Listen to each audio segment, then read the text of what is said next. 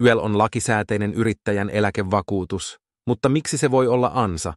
Monet yrittäjät arvioivat työtulonsa liian pieneksi, mikä johtaa minimaaliseen eläkkeeseen.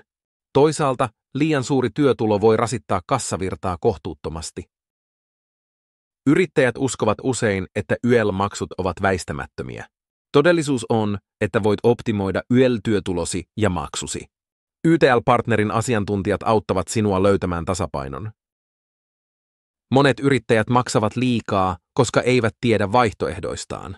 YTL-partneri tarjoaa ratkaisuja, jotka pitävät maksut järkevällä tasolla ja turvaavat tulevaisuutesi.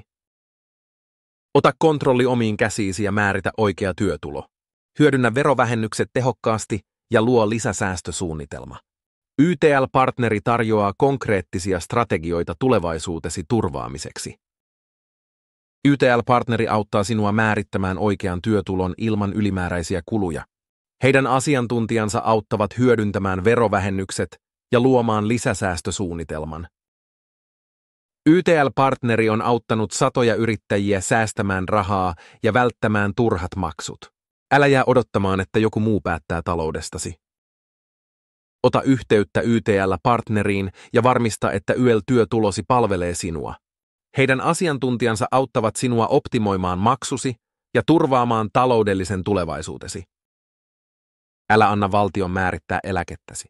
Toimi nyt ja varmista, että YEL-työtulosi palvelee sinua, eikä vain valtiota. Ota yhteyttä YTL-partneriin jo tänään.